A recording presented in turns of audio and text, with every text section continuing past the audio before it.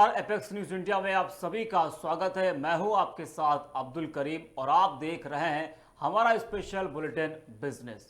जी हाँ, इसमें आपको हम दिखाएंगे कारोबार जगत की कुछ बड़ी खबरें। तो चलिए शुरुआत करते हैं खबरों की।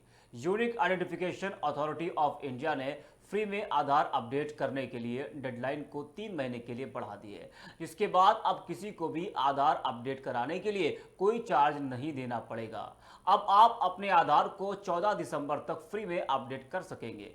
आपको बता दें कि पहले ये डेडलाइन 14 जून तक थी, लेकिन इसे 3 महीने बढ़ाकर 14 सितंबर किया गया था। UIDAI 6 सितंबर 2023 को जारी सर्कुलर के अनुसार ये पहल खास तौर पर उन लोगों के लिए शुरू की गई है जिन्हें 10 साल पहले आधार कार्ड मिला था और अभी तक एक बार भी अपडेट नहीं कराया है। वहीं आधार अपडेट करने के लिए यूजर्स UIDAI की ऑफिशियल वेबसाइट माई आधार पर जाकर खुद ही अपनी डिटेल्स अपडेट कर सकते हैं। इसमें डेमोग्राफिक डेटा ही ऑनलाइन अपडेट किया जा सकता है।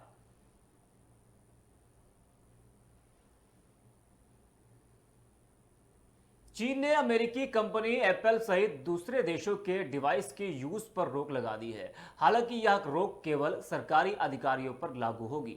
अधिकारियों से कहा गया है कि वह ऑफिस में इन डिवाइसों को न लाएं और न ही काम के लिए यूज करें। वॉल स्ट्रीट जर्नल ने अपनी एक रिपोर्ट में यह दावा किया है। चीन की सरकार ने अधिकारियों को देश में बने फोन का इस्तेमाल करने के लिए कहा है। मिली रिपोर्ट्स के मुताबिक चीन ने एप्पल के अलावा अन्य फोन मैन्युफैक्चरर का नाम नहीं लिया है। अभी तक एप्पल ने इसके बारे में कोई भी प्रतिक्रिया नहीं दी है। वहीं चीन की सरकार ने भी इस पाबंदी के बारे में ऑफिशियल तौर पर कोई जानकारी नहीं दी है। बता दें कि चीन ने सरकारी अधिकारियों के आईफोन इस्तेमाल करने पर यह प्रतिबंध ऐसे समय में लगाया है जब कंपनी 12 सितंबर को कैलिफोर्निया में वंडर लिस्ट इवेंट करने वाली है। जी हाँ, इस इवेंट में एप्पल आईफोन 15 सीरीज के साथ एप्पल वॉच सीरीज 9 और एप्पल वॉच अल्ट्रा 2 को भी लॉन्च कर सकता है।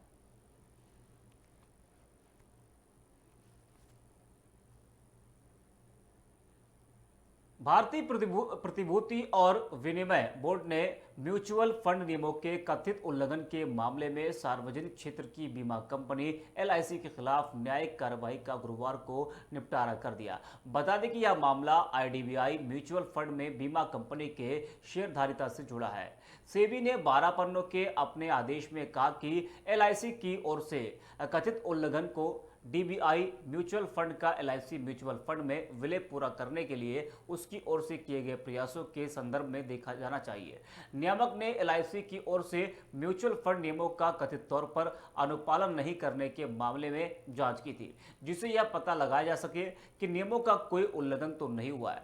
जांच के दौरान नियामक ने पाया कि IDBI bank IDBI mutual fund का प्रायोजक है और IDBI AMC में IDBI capital markets and securities के माध्यम से सीधे तौर पर उसकी 66.67% और 33.33% इक्विटी हिस्सेदारी है। वहीं इसके अलावा IDBI MF trust company limited में IDBI बैंक की 100% हिस्सेदारी है। इसके बाद सेबी ने कथित उल्लंघन के लिए 31 मई 2023 को LIC को कारण बताओ नोटिस जारी किया है।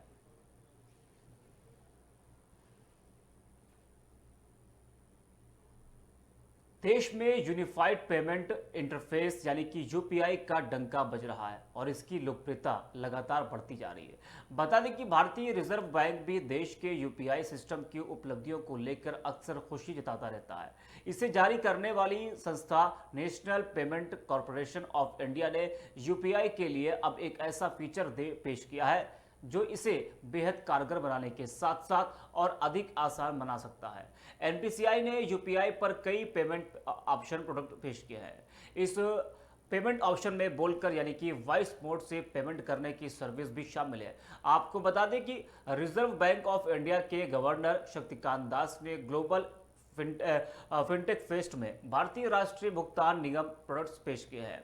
ग्लोबल फिनटेक फेस्ट में एक प्रोडक्ट हेलो UPI पेश किया गया है, जिसमें ऐप, फोन कॉल और IoT उपकरणों के माध्यम से हिंदी और अंग्रेजी में आवाज से UPI पेमेंट किया जा सकता है।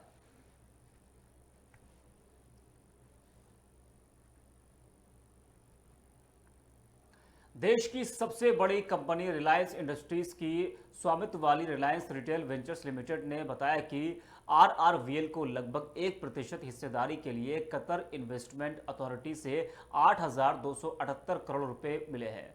रिलायंस इंडस्ट्रीज लिमिटेड की एक नियामक फाइलिंग के मुताबिक रिलायंस रिटेल और कतर इन्वेस्टमेंट अथॉरिटी की डील में कतर इन्वेस्टमेंट अथॉरिटी को 6.86 करोड़ इक्विटी शेयर किया गया है। आपको बता दें कि कतर इन्वेस्टमेंट अथॉरिटी कतर का अग्रणी खुदरा विक्रेता है। आरआईएल के खुदरा कारोबार की होल्डिंग कंपनी है। वही यह निवेश कतर इन्वेस्टमेंट अथॉरिटी की पूर्ण स्वामित्व वाली सहायक कंपनी द्वारा भारत के सबसे बड़े रिटेलर में 8,278 लाख करोड़ रुपए के मूल्यांकन पर किया गया है।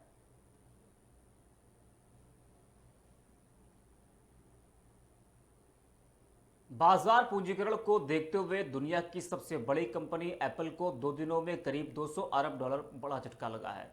दरअसल चीन की सरकार ने सरकारी कर्मचारियों पर काम के दौरान आईफोन या फिर दूसरे विदेशी ब्रांड के उपकरणों का इस्तेमाल करने पर प्रतिबंध लगा दिया है। इस फैसले से एप्पल का शेयर न्यूयॉर्क स्टॉक एक्सचेंज पर बुधवार को 4 और बृहस्पतिवार को 3% से ज्यादा टूट गया। यह 4 अगस्त के बाद एक दिन की सबसे बड़ी गिरावट है। आपको बता दें, पहली बार जून में एप्पल का बाजार पूंजीकरण 3 लाख करोड़ डॉलर के पार पहुंचा था। इस समय 2.77 लाख करोड़ डॉलर है। ब्लूमबर्ग की माने तो एप्पल के लिए चीन तीसरा सबसे बड़ा बाजार है। 2022 में एप्पल के कुल राजस्व में चीन का हिस्सा 18% था।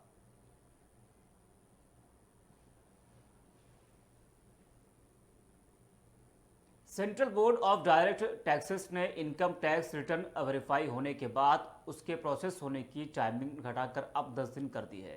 सीबीटीडी ने बताया कि असेसमेंट ईयर 2022 से 23 के लिए इसकी टाइमिंग 16 दिन और उसके पहले 2019 से 20 में या 82 दिन की थी। इस साल टोटल 6.98 करोड़ रिटर्न फाइल किए गए हैं, जिनमें से 6 करोड़ यानी कि करीब 88% का वेरिफिकेशन पूरा हो गया है। सीबीडीटी ने 5 सितंबर को जारी एक प्रेस रिलीज में बताया कि असेसमेंट ईयर 2023 से 24 के लिए फाइल किए गए टोटल आईटीआर में से 14 लाख फाइलिंग अब तक वेरीफाई नहीं की गई है।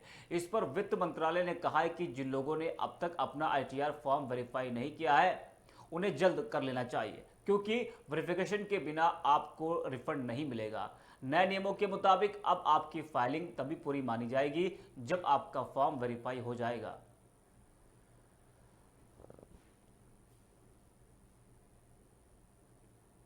मजबूत अमेरिकी करेंसी और विदेशी पूंजी के आउटफ्लो के बीच आज रुपए में लगातार चौथे दिन गिरावट दर्ज की गई है।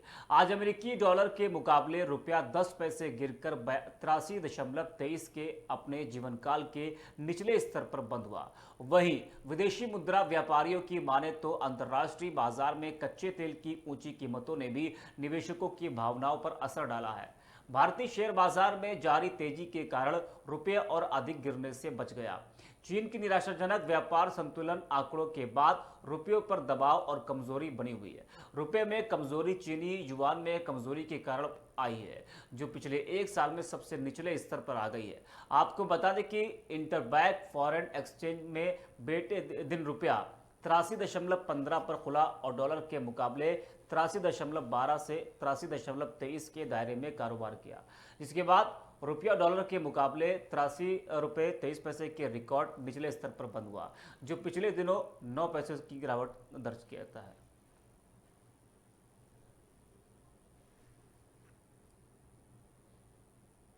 तो हमारे बिजनेस स्पेशल बुलेटिन में फिलहाल के लिए इतना ही। बाकी देश और दुनिया की तमाम बड़ी खबरों के लिए आप देखते रहिए एपेक्स न्यूज़ इंडिया।